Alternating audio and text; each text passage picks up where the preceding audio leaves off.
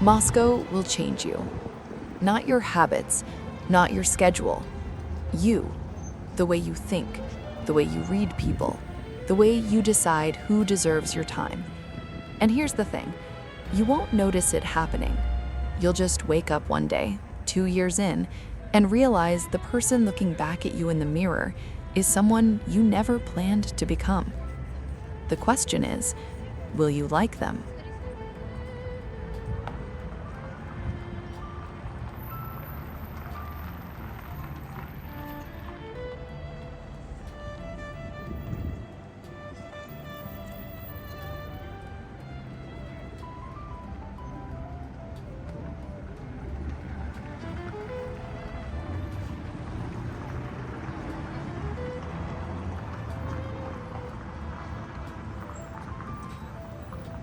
Every city has an unspoken contract. Paris says, appreciate beauty. New York says, move fast or get out. Tokyo says, respect the system. Moscow says something different. Moscow says, prove you deserve to be here. Not to anyone in particular. There is no test, no form to fill out, but the city runs on a standard, invisible, collective, relentless, and from your first week, you feel it. You feel it when nobody smiles at you on the street. Not because they hate you, because a smile here means something. It's not punctuation, it's a statement. You don't give it to strangers. You feel it when you make a small mistake. Wrong door, wrong cue, wrong anything, and someone just looks at you. No anger, no words, just, you can do better. That look will stay with you longer than you expect. Because what Moscow is really saying is this: softness is fine where you came from. Here, it costs you. And slowly, without deciding to, you start to pay less of it.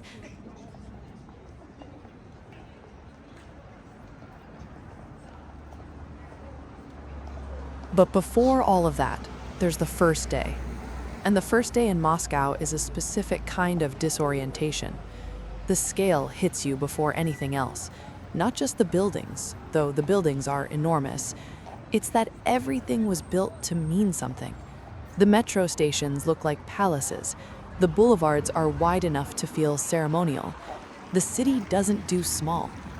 And then you look up at a sign. The letters are almost familiar. Almost. Your brain sees shapes it recognizes and tries to read and immediately misfires. R is not P, N is not H, S is not C. It's not a foreign language, it's something stranger. A language that looks like yours, rewritten by someone who changed all the rules and didn't leave a note. That feeling, reaching for something familiar and grabbing nothing, that's Moscow in the first month. You think you understand, and you keep finding out you don't. That's not a small thing. That's the whole experience, compressed into a street sign.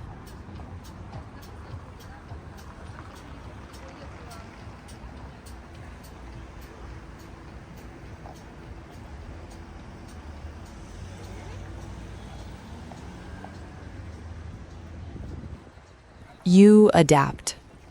Everyone does. But here's what nobody tells you about adapting to Moscow. It doesn't feel like adaptation. It feels like growth. Like finally getting serious about your life. You start walking faster. Not because you're late, because slow starts to feel like a statement you don't want to make. You stop filling silence with words. You used to do it constantly. Nervous energy, social habit, the need to seem warm. You stop. Because in Moscow, silence isn't uncomfortable. It's neutral. It's just two people in a room who don't have anything to say yet. You start meaning what you say.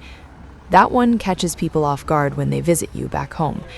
You don't say, we should catch up, unless you mean it. You don't say, I'm fine, unless you are. The small performances, the social grease that keeps Western interactions smooth, you start to find them exhausting. Moscow doesn't do social grease. It does honesty. sometimes blunt, sometimes brutal, usually earned. And after a while, honesty starts to feel like the only language worth speaking.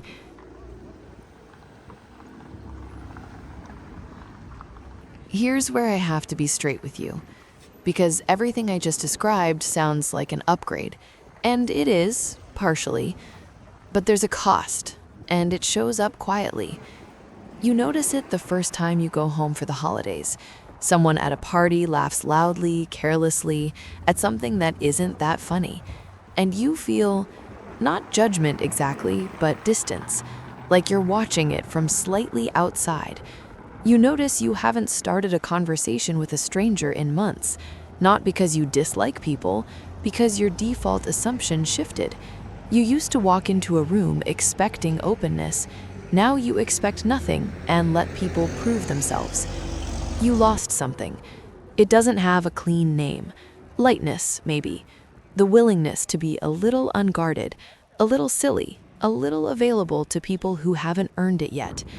Moscow doesn't value that. Lightness here reads as naivety, and so you shed it, the same way you shed everything else that didn't work here. But lightness did something for you. It made you accessible. It made you human in a specific way, the kind of human that people can approach without a reason. And now there's a wall. You didn't build it consciously, but it's there. The city gave you armor, and armor, by definition, keeps things out.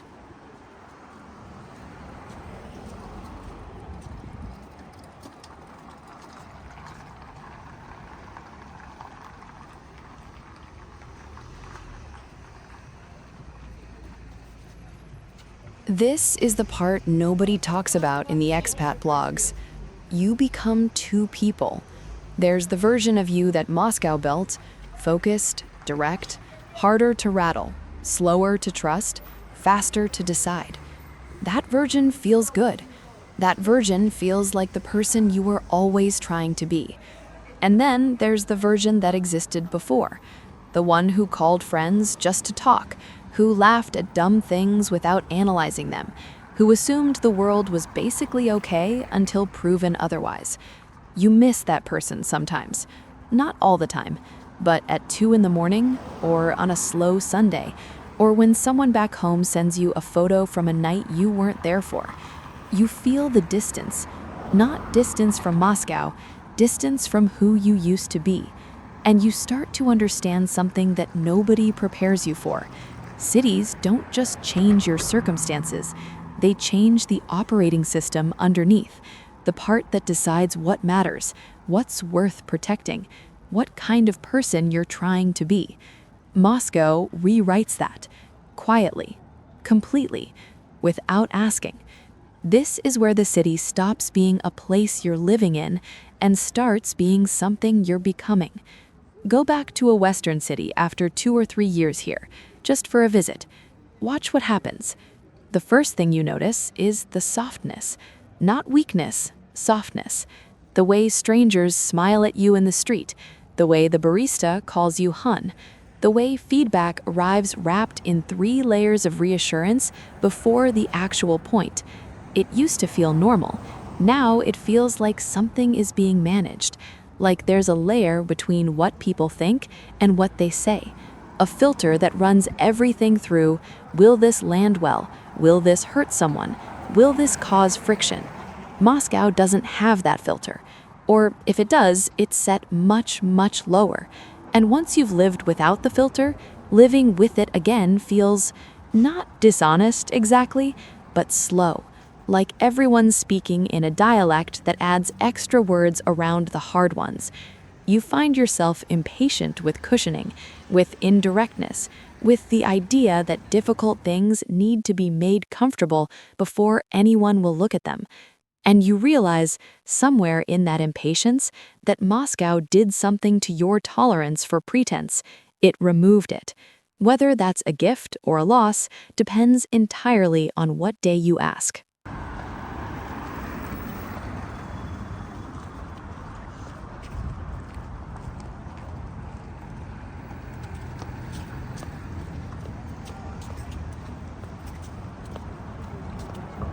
Here's what I keep coming back to. You can leave Moscow. People do. They pack up, fly home, go back to their old lives, or they try to, but something doesn't go back. The walk stays fast. The silence stays comfortable. The small performances of warmth that used to come automatically, they don't come automatically anymore. You have to choose them now, which means they mean more when you do. The standard, that invisible, wordless Moscow standard, it doesn't stop just because you crossed a border. You carry it, like a change in posture, like something structural below the surface that you'd only notice if it were suddenly gone. Some people grieve the person they were before. Some people think, I'm finally who I was supposed to be. Most people feel both on alternating weeks. What I keep thinking about is this.